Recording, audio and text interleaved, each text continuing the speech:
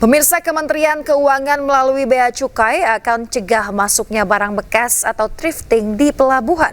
Purbaya juga akan lakukan investigasi untuk bongkar praktik nakal impor produk ilegal.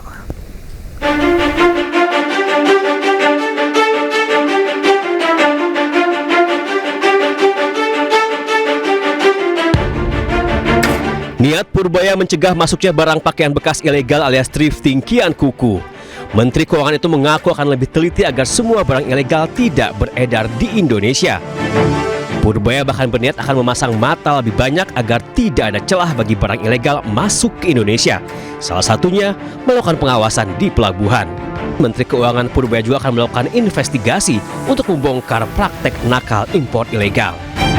Ya, nanti kita cegat di pelabuhannya, kita periksa lebih teliti lagi. Kita akan investigasi lebih dalam dari kasus-kasus yang nyelundup. Pasti kan ketahuan nanti siapa yang pengimportnya. Kalau dulu bisa lepas, ke depan nggak bisa lagi. Jadi memang kalau ilegal ya kita beresin. Sebelumnya dalam rapat dengar pendapat bersama Badan Aspirasi Masyarakat DPR RI, perwakilan pedagang thrifting Pasar Senen, Rifai Silalahi, mengaku para pedagang membayar ratusan juta rupiah per kontainer ke oknum petugas di pelabuhan. Rifai juga mengklaim adanya pembayaran suap guna meloloskan pakaian bekas impor ilegal. Memang masuk ke Indonesia hampir semuanya dipastikan ilegal. Masuknya, Pak. Karena selama ini, Pak, masuknya barang ini secara ilegal ke Indonesia itu hampir ratusan miliar setiap bulan. Biayanya hampir ratusan miliar setiap bulan masuk secara ilegal. Jatuhnya ke oknum-oknum. Langkah tegas Purbaya melawan praktek pakaian bekas ilegal tidak main-main. Purbaya mengklaim gebrakan ini dilakukan sebagai upaya pemerintah melindungi produk dalam negeri. Tim Liputan iNews melaporkan. Pemirsa, Majelis Ulama Indonesia (MUI) mengeluarkan fatwa haram pengenaan pajak untuk berbagai kebutuhan pokok masyarakat. Di antaranya sembako, rumah yang dihuni, hingga pajak gaji karyawan di bawah 7 juta. Fatwa itu dirilis dalam Munas MUI akhir pekan lalu.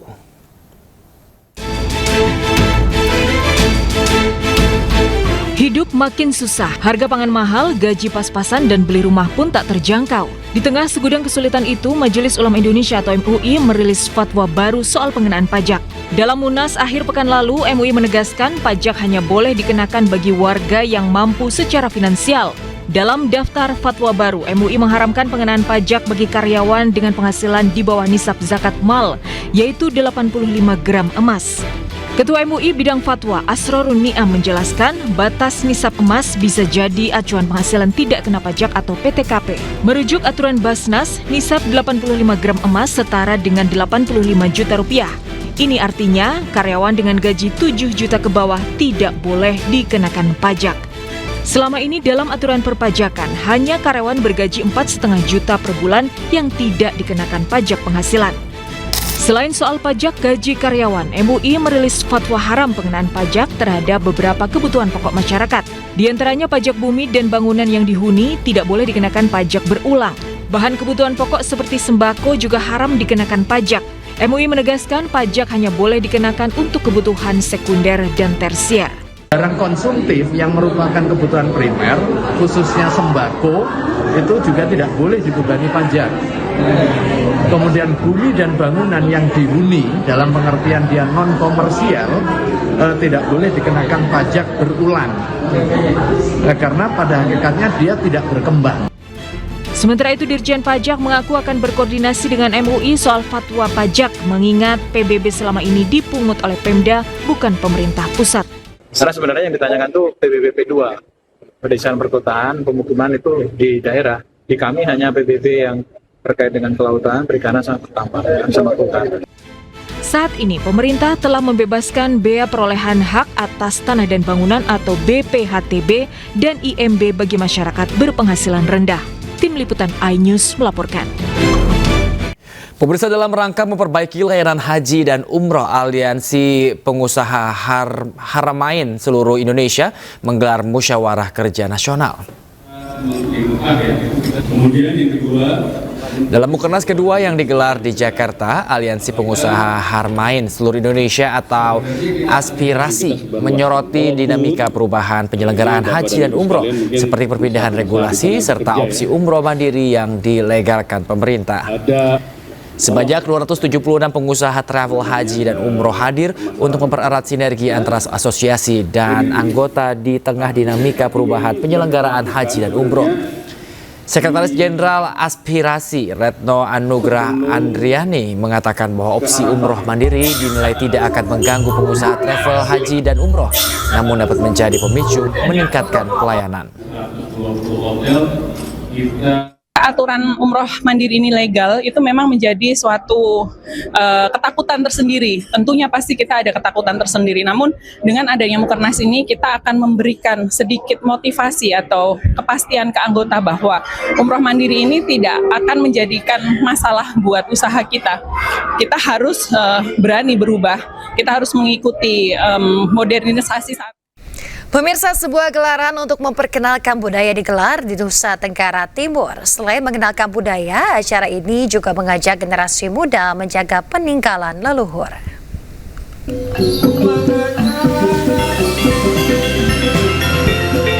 Pekan Budaya Daerah digelar di Kota Waingapu, Kabupaten Sumba Timur, NTT. Gelaran ini menjadi ajang untuk mengenalkan dan menanamkan rasa cinta akan budaya, tradisi, dan adat, khususnya kepada generasi muda.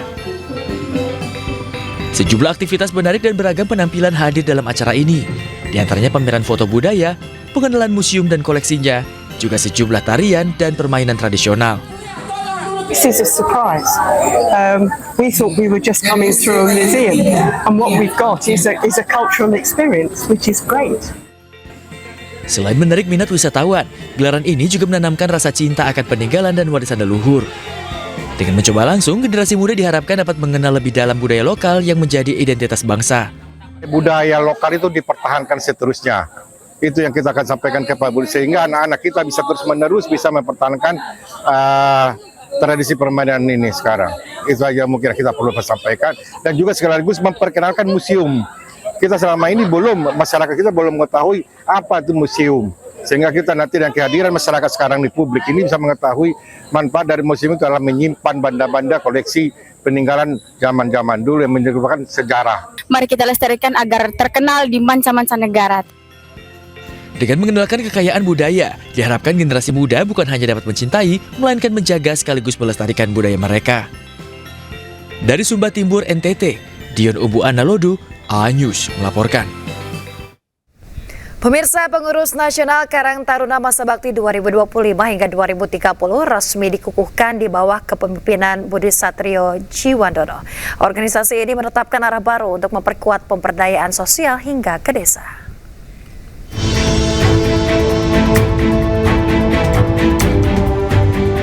Pengukuhan dan Rakernas PNKT digelar di Tangerang, Banten. Acara ini dihadiri sejumlah menteri, wakil menteri, pimpinan lembaga negara, dan ratusan kader Karang Taruna dari berbagai daerah. Kegiatan ini menandai awal masa bakti pengurus baru, sekaligus momen konsolidasi untuk memperkuat program pemberdayaan masyarakat, khususnya di level desa. Saya selaku Ketua Umum PNKT menitipkan kepada teman-teman yang barusan dilantik untuk merapatkan barisan, untuk bahu-membahu berkolaborasi, menjadi mitra untuk membantu pemerintah pada khususnya dalam menyelenggarakan intervensi kepada mereka yang sangat membutuhkan pertolongan. Karang Taruna telah memiliki arah baru di bawah kepemimpinan Mas Budi Jiwandono. Arah-arah barunya diantaranya adalah memperkuat pemberdayaan anggota dan juga berusaha turut serta dalam proses pemberdayaan di tengah-tengah masyarakat. Ini adalah arah baru Karang Taruna dengan memperkuat jaringan sampai di tingkat desa. Diharapkan Karang Taruna mampu memperkuat peran sosial hingga ke desa, menyokong pemutakhiran data, dan menjadi mitra strategis pemerintah dalam pemberdayaan masyarakat. Dari Tangerang, Banten, Yasmin Atania, Yudi Permana, A-News melaporkan. Tentukan arah. Siap bersuara? Dialog inspiratif bersama narasumber terkemuka. Audisi calon jurnalis muda iNews. Live stage performance musisi tanah air. Dimeriahkan oleh, dipandu oleh. Jangan lewatkan iNews Media Group Campus Connect. Connecting Ideas, Inspiring Future.